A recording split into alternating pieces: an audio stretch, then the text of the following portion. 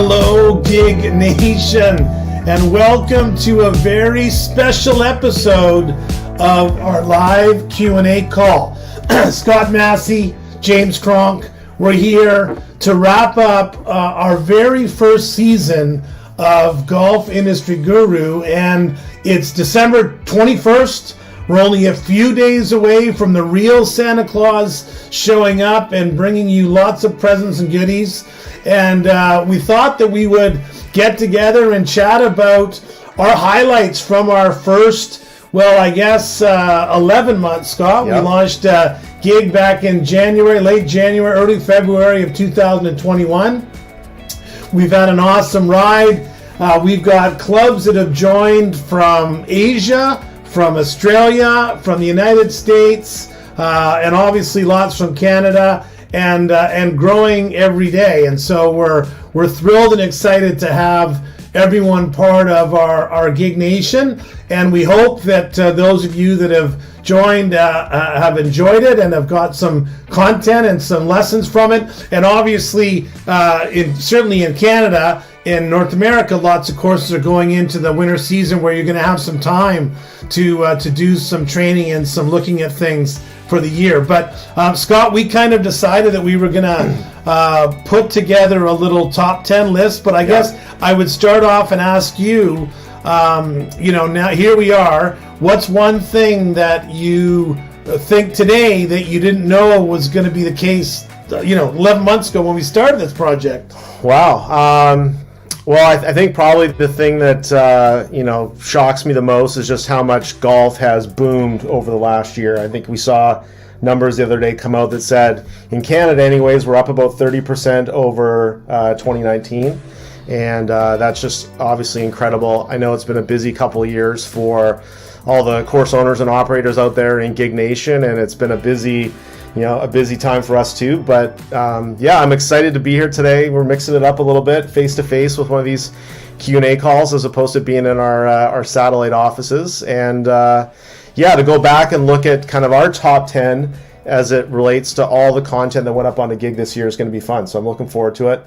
I think we're up about 110 hours now, so and growing every day. Yeah, so to work through those 110 hours and come up with our top 10 pieces of content on the Gig platform in 2021 is something I'm looking forward to going through with you. So Scott and I, we both went back and looked at some of our highlights, and I decided to focus on the podcast because part of the benefit and the joy that I'm getting from Golf Industry Guru is getting a chance to connect with and talk with and interview just some incredible leaders from the golf industry. I just realized that Robert Sorecchi's not even he's not even on my list, for God's sakes, when I think about all the wonderful people that we've had a chance, because we just talked to Robert a month or so ago, and there's so many people. But I'm going to start off, Scott. One of our very first gurus who was so generous with his time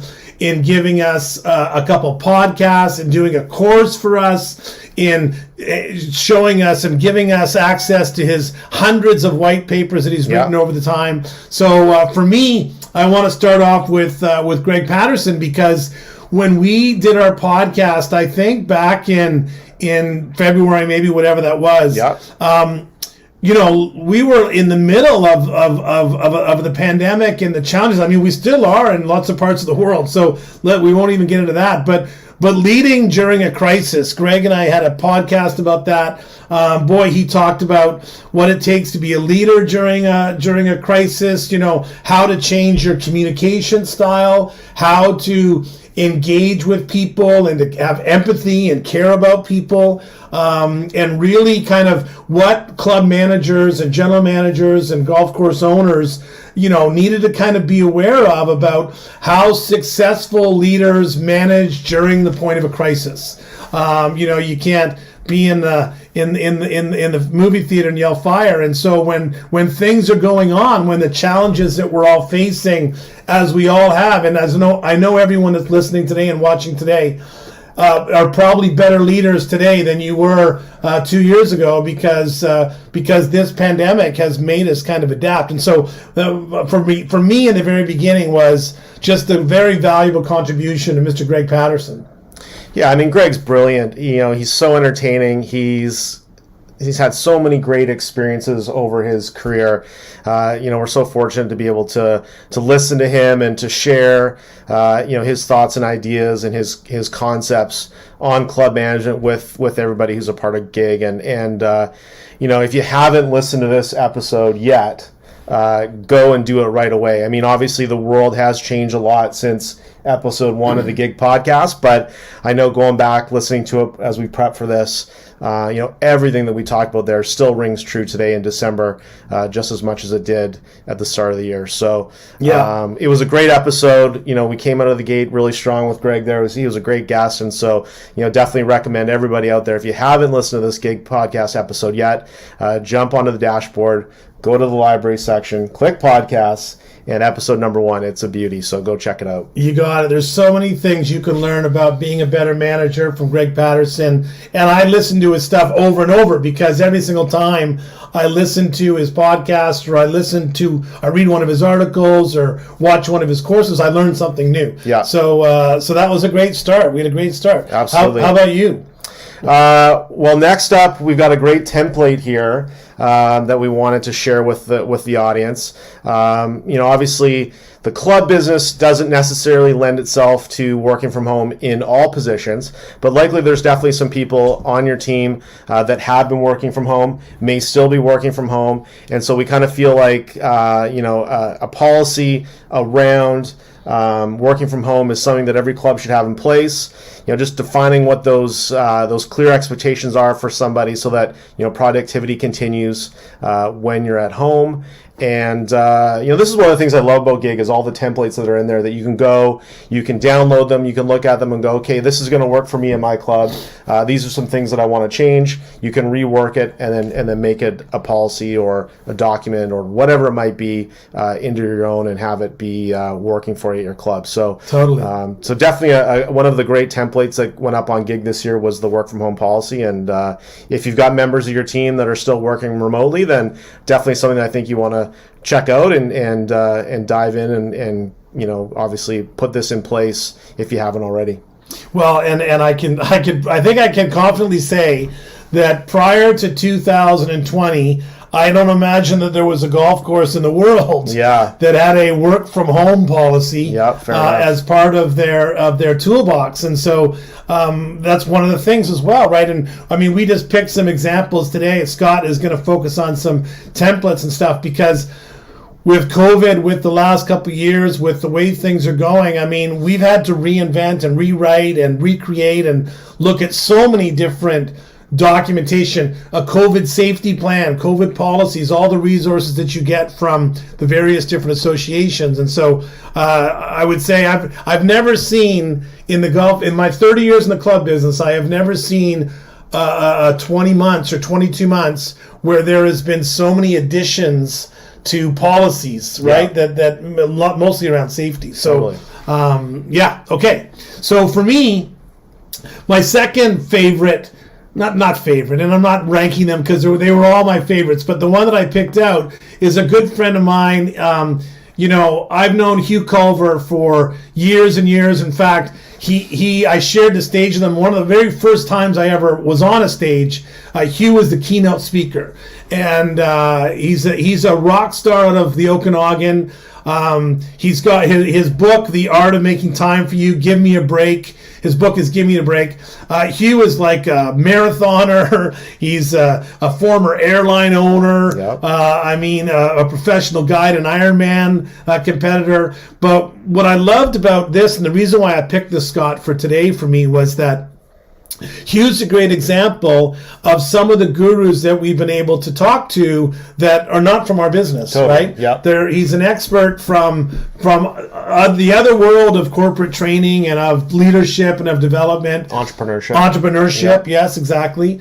And so, what we brought Hugh on to talk about was 5 ways to get more stuff done, and Hugh's just brilliant when he talks about how how to simplify your communications, how to declutter your day, how to organize your priorities, and how to get stuff done. And we know in the club business that we're constantly being pulled by customers and staff and emails and invoices and supplies and all the different juggling act that we have to do in our industry, in our business. And I love what I just loved about what Hugh's message was. And in particular, he talked about the damage that we're doing to ourselves when we don't make ourselves a priority, right? And he did another podcast with us about staying healthy, and which I still need to follow more of. But me both. But Hugh is a fantastic one. So I love that one. How to get more stuff done and waste less time. So that for me was a really good one. Nice. Next up, the recipe cost calculator. So another great template on gig. I think fair to say that oftentimes as a club manager, food and beverage may not necessarily be your strong suit. There might be other aspects of the business that you excel in more.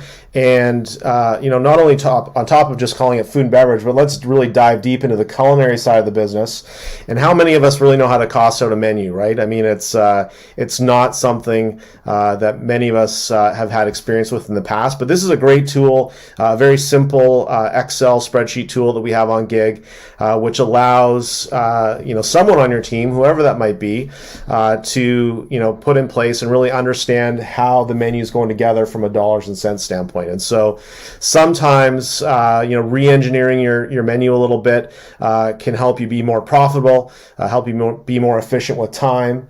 And, at the end of the day, this is just a great tool for giving people peace of mind that, the things that are on the menu are priced correctly so that the business, performs financially the way they want it to, at least the food and beverage side of the business. So, definitely a great tool. It's a simple one, but one that I would imagine not every club out there is using. And so if you don't have a recipe cost calculator in place today with your culinary team, you definitely want to get one in place as soon as you can as you start building your menu towards the 2022 season.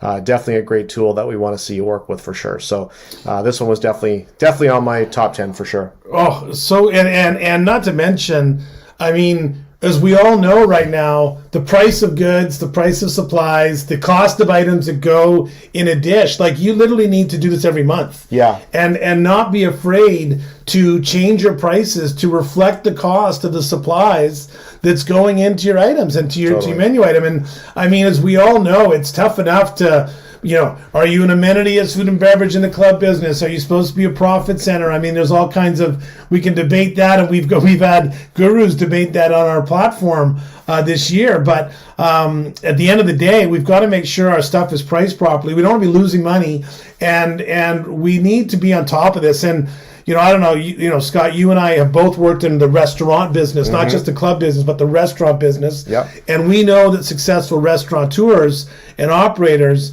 I mean, these are the systems and tools that they have in place every week, every day, whether it's labor, whether it's the menu, whether it's the recipe cost calculator. And you're right. I mean, that's just one of the great examples of some of the tools and templates that we've been able to borrow from gurus and from operators around North America and the world, and put them on the platform.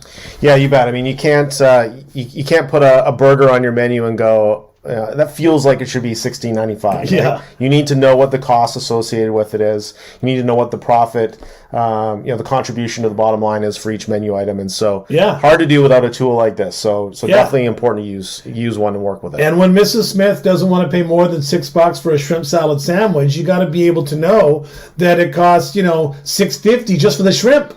And so, there's got to be that information also from a tool as an operator to be able to communicate with the members and the customers, which leads me into my next guru that I love. Same thing. So, when we started Golf Industry Guru, I kind of knocked on the door of some of these amazing trainers, consultants, operators that I've come across in my travels, and I was lucky enough to entice an old mentor, a friend of mine, Chuck Curry. Chuck, go online and check out Chuck Curry's resume. But I'll tell you right now, he started the menu at Earl's Restaurant. So one of the most successful restaurant chains certainly in Western Canada and probably Canada as well. Was the food chef, director, creator of White Spot, another restaurant chain. He's a jazz musician. I mean, the guy is just a rock star. And I got to tell you, when we were having this conversation, I had more notes in this podcast because Chuck's at another level. Like, he's at another level of understanding, well, menu structure analysis, right? So, what he was talking about was just the things that operators miss when it comes to getting the most profitability out of your food and beverage operation. Like, how to get the menu structure right, how to get the menu structure that matches your lineup in your kitchen, that matches your the quality and talent of your cooks and your chefs, how to approach the whole menu design platform to make sure that you've got a menu that works for you, your club, both from a experience standpoint, from a quality of food standpoint, but also from a profitability standpoint. And just, I can't get enough of people like, we had Jim Taylor, we had our good friend Mike Holtzman from Profitable Food Facilities out of the States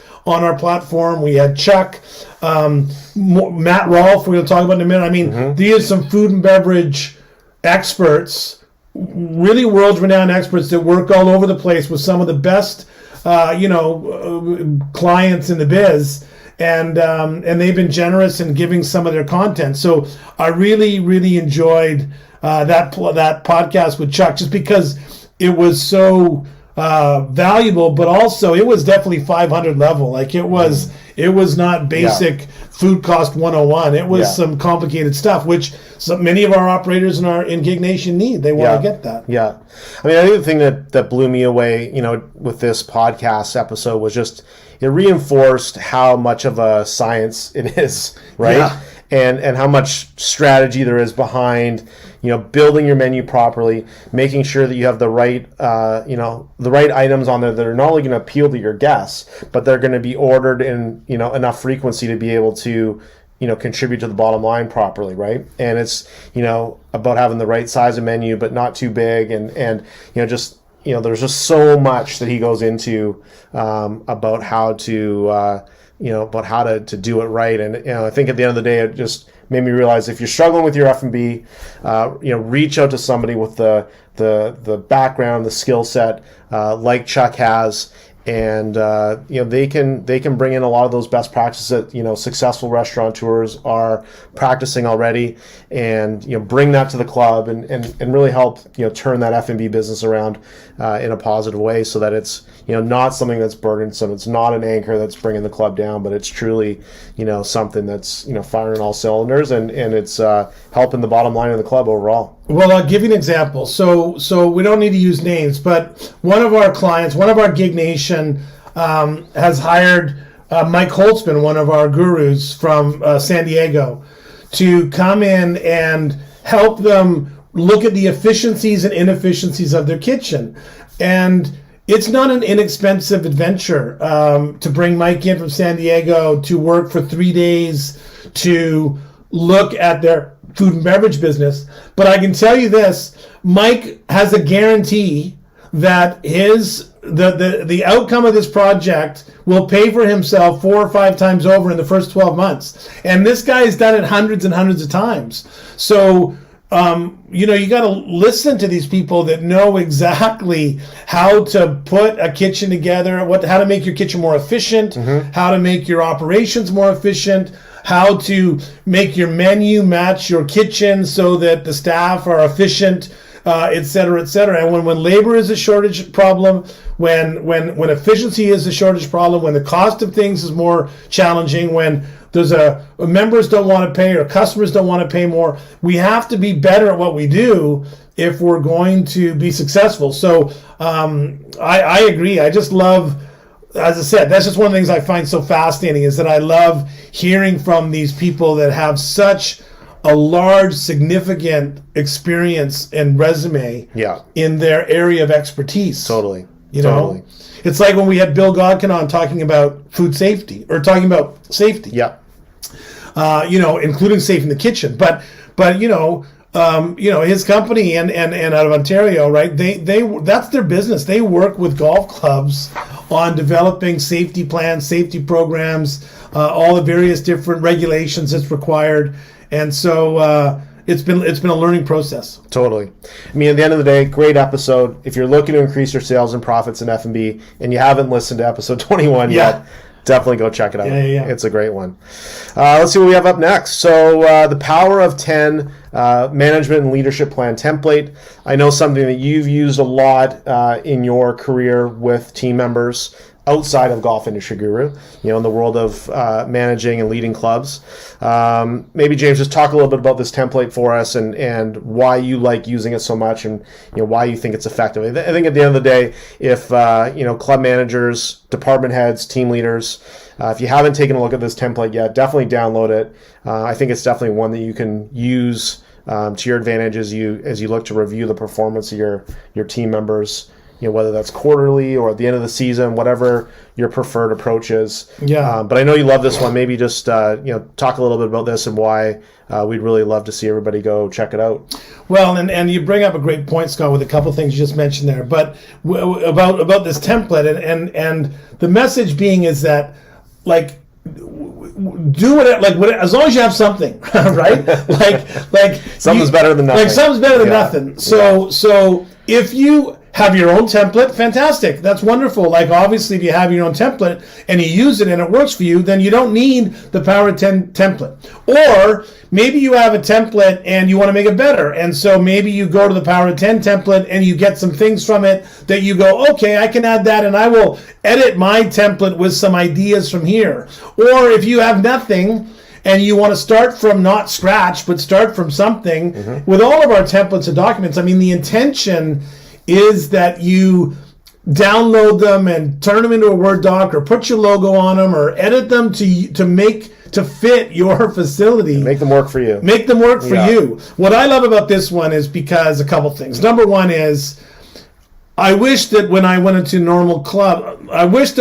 clubs on a normal basis, on a regular basis, that the leadership team all had a structured strategy, program, and platform to keep them accountable. But the reality is that it's normally, no, we have a conversation, or we got some things written down, or they got a job description, or, we've got an operational plan. But that's not the same as having a structured SMART goal plan strategy with KPIs, with timelines, with actionable goals, with measurable goals, with objectives for every leader, every department head, every employee even, that all fits in with the overall goals and objectives of the club, right? If one manager is going off in this direction and the other manager is going off in this direction and the club is trying to go in this direction, well, guess what? You're going to be going around in circles, obviously. So what I love about the Power of 10 plan is that it's so simple, yet it can become so complicated if you want to make it as such.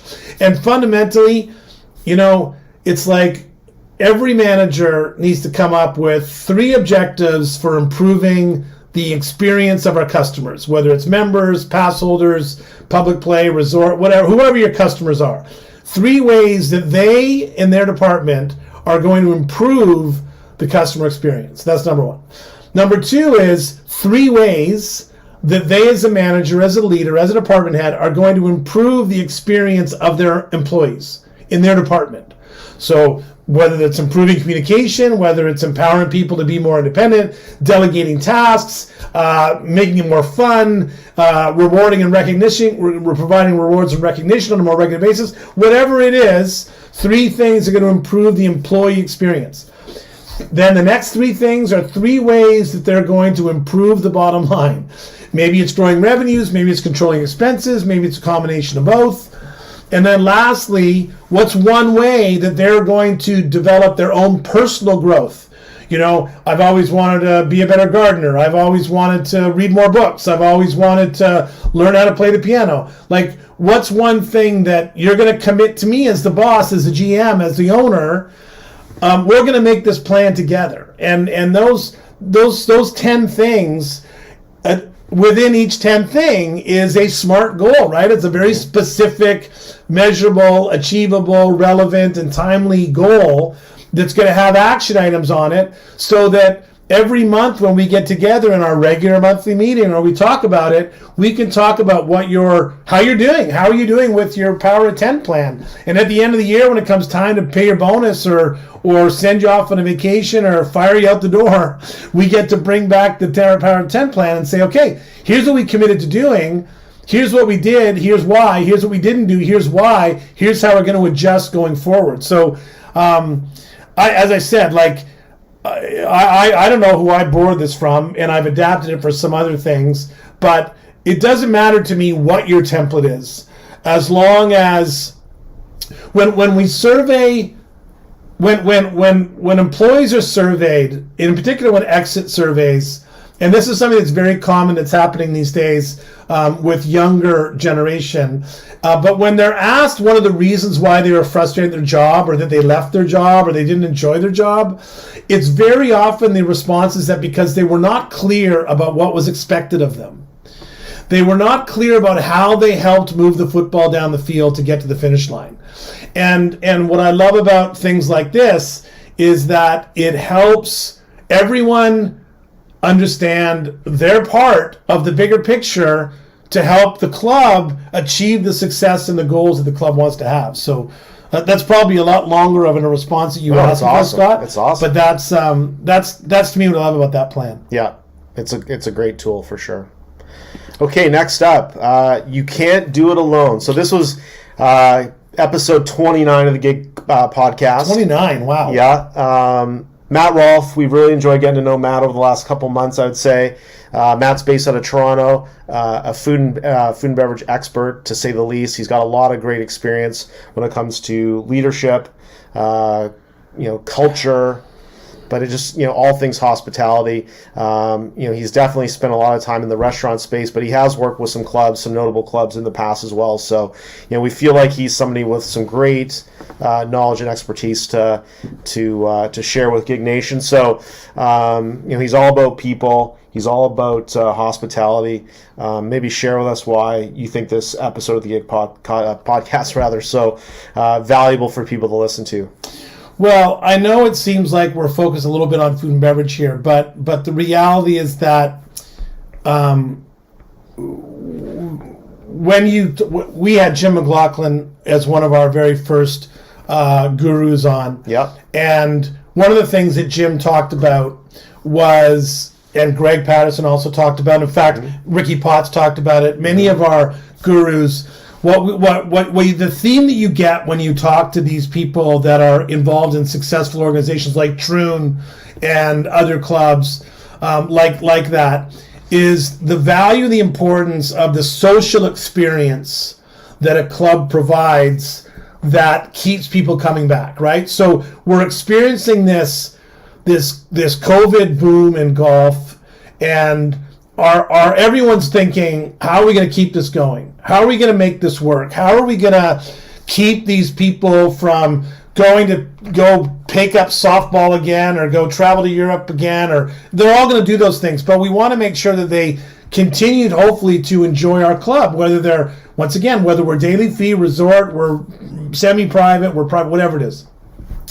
And so one of the things that everyone really talks about is this that's come out of this COVID pandemic is the social connection that is created. And the social connection is driven by people. And what Matt talks about, and what I really love about Matt's message, because it applies to the restaurant business, where right now we are struggling everywhere to attract, retain, train, and keep good people. Mm-hmm. So that's in particular the food and beverage business, which is why I think this is so timely and so relevant. But the lessons about how to attract, how to train, how to retain, and how to keep good people is applicable whether you're talking about a back shop kid or a person in the golf shop or the banquet room or working on the grounds raking bunkers. So some of those elements are so critical. And what I like about, we're going to do quite a bit of stuff with Matt over the next 12 months and more. I believe we're excited about working with Matt and his team at West Shore Hospitality, because what I love about Matt's stuff, and if you go to Matt's website, of course you go to Gig as well, but if you go to Matt's website, you'll find all kinds of downloadable free resources, templates, checklists, articles. You'll find all kinds of things that will just educate you really quickly on what people are looking for when they work in the hospitality business. What are some ways to attract them? How do you create a culture in your club, and how do you get the team to buy into your mission, vision, and values? And more importantly, what are some of the trends that's happening in food and beverage and the club experience in 2022? So we always say, Scott, that we're here because of people. I mean, Golf Industry Guru is a platform that just is all about training people, because we're in the people business, right? And you're gonna find more stuff.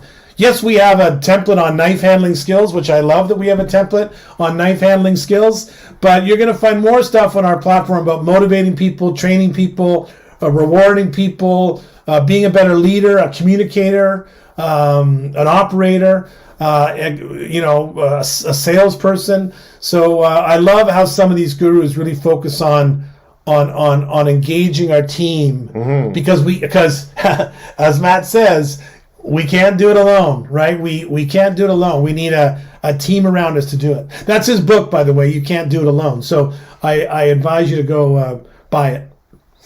One of the things, and I'm quite certain you this stuck out for you too when you recorded this episode with Matt, but he said something to the effect of, we don't have a HR problem. Like, we don't have a people problem when it comes to filling all these roles. We have a culture problem, right? And because these businesses, these restaurants, these clubs have challenges with creating a culture that people want to come and be a part of, that's why they're having trouble filling the roles. And so when you think about how important people play in the success of your club, you can have the greatest golf course and it be manicured perfectly and a beautiful clubhouse, but if the people inside of it aren't phenomenal, if they're not delivering those memorable guest experiences that make your members and guests feel important and special, none of the rest of it really matters, right? Yeah. So the best clubs don't struggle finding people. The best managers, the best leaders don't struggle finding great 2ICs and people to join their team. Yeah. I mean, that's the reason why they got to where they got to, because they're doing all the things that are needed to create that kind of culture. Yeah, and I think that's what Matt's all about at the end of the day. He's about helping organizations get to that point, right? So, if you feel like there's a part of you that wants to improve on that aspect of your business, definitely a great episode to listen to. I think there's a lot of really valuable takeaways. And like you said, we're excited about continuing to work with Matt in 2022 and bringing more content to Gig that touches on these themes that we've just been talking about. So exciting stuff. Yeah. Okay, so next up, we're going to kind of, I think, wrap up with a suite of templates that I think are really strong. What I like about these templates is that they really allow you to look at every aspect of your business, and whether that's the guest experience as we're talking about here, maybe the cart barn as we like to call it. What's the employee experience like at your club? Some great questionnaires, some reports that you can do to kind of dissect all these different aspects of your business. It really gets into all the different touch points and really allows you to start measuring how you're doing in these different areas of your business. So if you haven't had a chance to dive deep with these templates, strongly encourage you to. There's a family of 7 that you can take advantage of on Gig. They're very comprehensive, and I think they're detailed. Yeah, they really just give you the opportunity to kind of look at every element of that particular part of your business, gain an understanding of how you're doing in those areas, and once you do, you can start looking at, okay, how do we improve here? How do we improve there? And start putting some tactics in place to start raising the bar in that aspect of your biz. And the one thing I would add to that, Scott, about these kind of documents, these audits, these templates, these kind of checklists, if you're a seasoned operator, this might be old hat to you. You might completely know, this might be, I got one of those, I got one of that, I got one of this. But if you're brand new and you're responsible for the back shop, or you're responsible all of a sudden for a fleet of 80 brand new club cars or Easy Goes, and you're not sure how to. I was reminded of the story about many years ago. These kids, they got brand new fleet of cars at this golf course, and the kids decided to use the power washer to clean them at night because no one told them you can't use a power washer. And they, of course, were cleaning the golf carts in the dark. And the next day, when they came to work in the morning, all the paint had been blown off all the carts because they had the power washer up about an inch because they was at pitch black, and they did not have a how to pressure wash the golf cart training manual.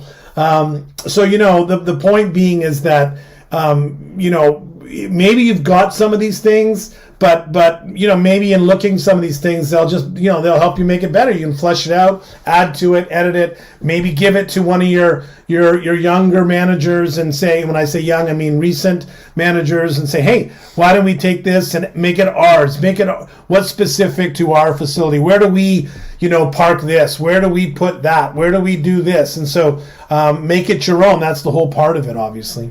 Yeah, depending on the audit or the questionnaire, whatever it might be. Some are customer focused, some are more internally focused. But there's so many touch points. There's so many little nuances that make up just a department at a club or the facility overall.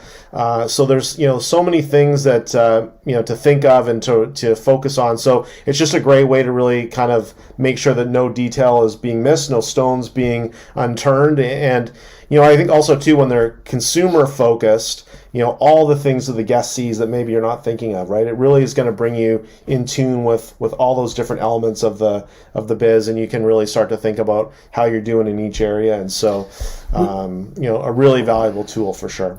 We talk about this all the time, right? About when we go into a club as a consultant, we come in with fresh eyes, and we walk in the club, we walk in the golf shop.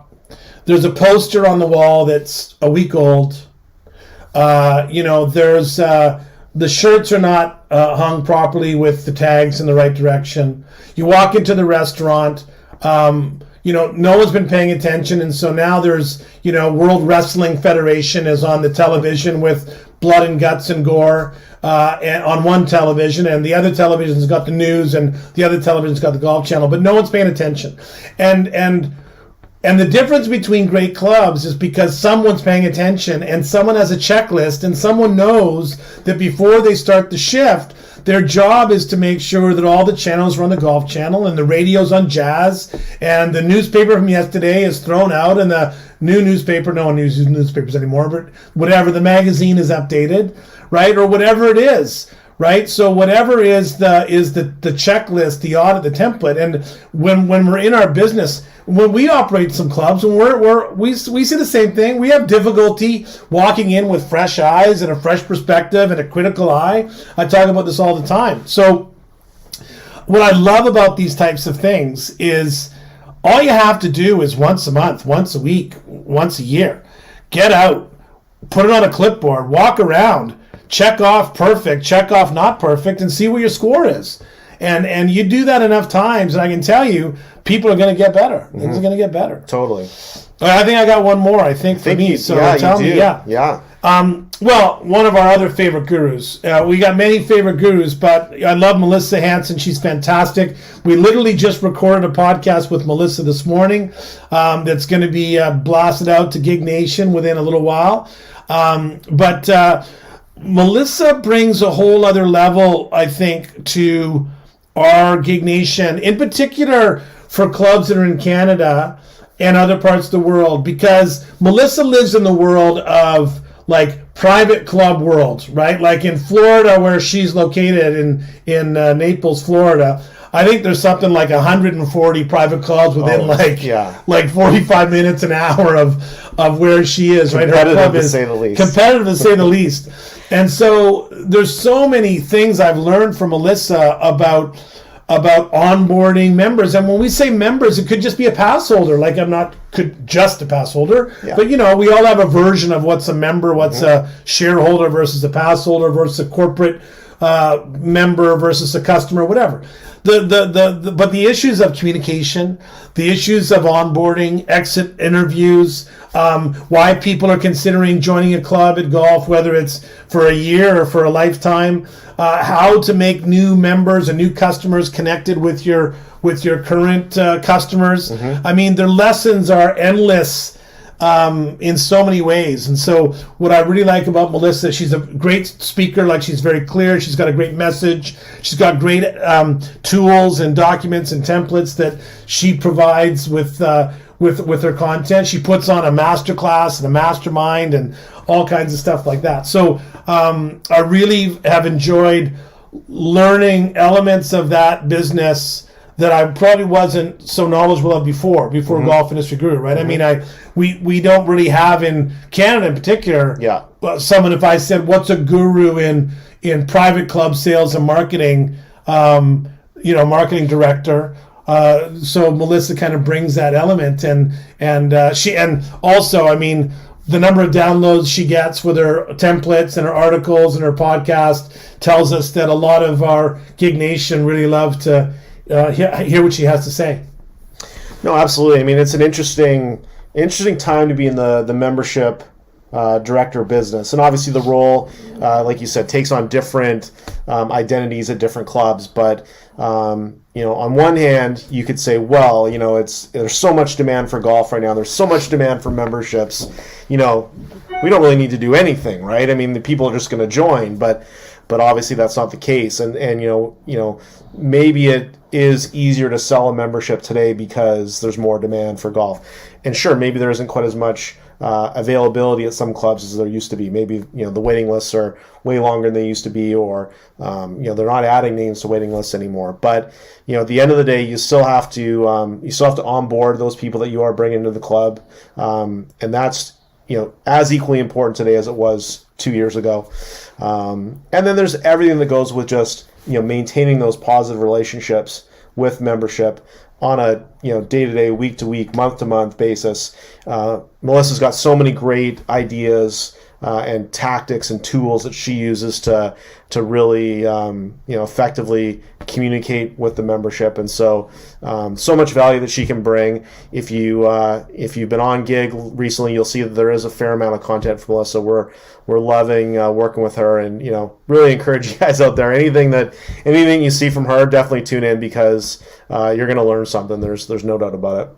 Yeah, awesome. I think we got one more. One more, because we're going to talk about balanced scorecards. Oh, yes. So Mr. Cerecci doesn't. That's right. Doesn't get left out. We just left the best for last. We left the best for last. That's 100%. So that's right. So this is actually an article that Robert authored recently and is up on Gig now. But we do have kind of our own version of a scorecard coming as a template, which you'll see on Gig real soon. For those of you that attended the NGCOA Canada Golf Business Conference and Trade Show a couple weeks ago, James did a presentation on strategic planning, which I'll be doing coming up at the Club Innovation Conference with Roger Kincaid and Jim Hope in the middle of January. Yeah. I'll be presenting there with people like Robert Cerecci and Melissa Hanson and Mike Holtzman and Greg Patterson. So if you want to be involved in a unbelievable online virtual conference that Roger and Jim have put together from the Engage Club, check out the Club Innovation Conference in January. Yeah. The balanced scorecard isn't necessarily a new concept. You're going to see it in other sectors of business for sure. I think Robert says in this article that he picked up on it when he was doing his MBA, and he took the concept and brought it to the club world, the clubs that he was working at. It's something that he uses at Medina today with his team. But we we enjoy putting together a scorecard for this Planning for Success presentation, which we're obviously going to record and get up on Gig soon. But there's a great template that you're going to be able to access shortly, which has 4 sections, sort of 10 questions per section, that really allows you to evaluate and score and clearly understand exactly where you are in in your strategic planning process at your club. Yeah. And then start to kind of figure out where you want to go to, we've, kind of moved on the traffic light, right? We've got it set up as red light, yellow light, green light. It's a fun tool that we're excited to get to you real soon. But James is going to talk a little bit more about it, I think. Well, no, I was just going to say, one thing I was going to say was just that Robert's article does talk about the approach for private clubs. Yes. And certainly his is about governance and about some other factors. And Robert has got some great stuff on Golf Industry Guru for being a general manager in the private club space. And just to clarify that our balanced scorecard, or our scorecard that we've created for our Planning for Success webinar platform, is definitely a multi-purpose club, daily fee, resort, municipal, and semi-private and private. So I was just going to add that. Yeah. And what we enjoyed was in putting together that presentation, Planning for Success, was using some of the elements that Robert talks about of a balanced scorecard approach and putting our own gig spin to it, right? So that's part of what we like to do sometimes, is to just put our own gig spin to other expertise, because as everyone says, whether it's Greg or Robert or others that we've had on our platform, and I've said many times before, right?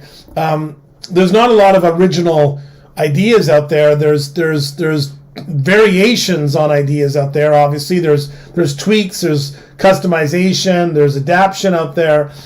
There's a different way to deliver the message out there. But we're all working, you included, we're all working the best that we possibly can to make our clubs as successful as they possibly can. And so that's some great content there. Yeah, I mean, obviously the article, if you've read it already, a great one that illustrates how Robert uses the balanced scorecard approach to assess management performance. As you said, we adapted that kind of concept a little bit and using it as a tool to help your strategic planning process. But at the end of the day, if you're watching this live, know that we've got a great template there that kind of works around this concept coming real soon. And if down the road you're watching this in the what's the word I'm trying to recorded use? Yeah, in the archive. Thank you. That's what I'm trying to say. If you're watching this in the archive, go to the template section of the library and find the template and see if it's something you can put to good use at your club. And well, ladies and gentlemen, there you have it. There's our top 10 pieces of content on the gig platform for 2021. Obviously, there's 100 and something hours of content on gig, and you can't possibly consume it all. Not yet, anyways. But what we really want to do today, as we wrapped up the calendar year here in 2021, was to go back, take a look at our highlights, some of our favorite pieces of content, some tools that you can use to hopefully put in place at your club and be better. Because at the end of the day, that's what gig's all about. We're hoping to help you and your team and your club overall be better, and whether that means improving your top line revenues, decreasing your expenses and running your business more efficiently, helping you find, train, and retain the best employees to take care of your members and guests. That's what gig's all about. And we hope that the content that we went through with you today is stuff that you can check out if you haven't already, and put it to good use going forward. Yeah, that's awesome, Scott. And just to reiterate kind of what you said, which is I want to invite everyone too, right, for Gig Nation and for anyone that's part of our platform. We love also getting your gig gimmies and going out and finding content. If there's things you're looking for specifically, we've had a handful of those this season, and we really enjoyed going out and finding gurus that have expertise in that area and putting that content up on our platform. And we'd love to kind of keep doing that and more of that. So we've got a whole bunch of things that are in the pipeline, so to speak. I know that, boy, it won't be too many months from now. We'll be at 200 hours, or at the end of the year, maybe even 300 by the time we get to 2022. That's got to be probably one of our goals and objectives. But it's not about the volume of content. It's about the right content for you, and then finding an easy way for you to get access to it and to get it. So please reach out to us at any time, and if you have any questions or have anything you want to do, we want you to take advantage of the Gig Vault, where you can put your own content on there and you can add your own training materials now. When we first started, we limited our platform to 10 people, and now it's unlimited. And we've got some exciting things happening with some various partners around the world, and some great gurus lined up for 2022. So, Mr. Massey, it's been a fun ride. It has. And, I remember 2 years ago, we were sitting in the same office talking about this idea. Yeah. And it's fun to see it come to fruition. It's fun to see it live. It's fun to see clubs joining. And every day or two, we'll get another notice, and we're really enjoying growing Gig Nation with clubs around the world. So we thank you very much for your support. We're here to help you. We're here to make things easier for you. We're here to seek out gurus and experts and information that is going to help you and your staff improve and deliver and succeed and to achieve all the things that you want to achieve. And we certainly hope that you have a wonderful and safe holiday season. So I guess we are on the inside, so we'd like to see everybody in the Gig Nation, and we thank you guys for joining, and thank you for listening, and we'll see you soon. Thanks very much, everybody. We'll see you in the new year. Cheers. Cheers.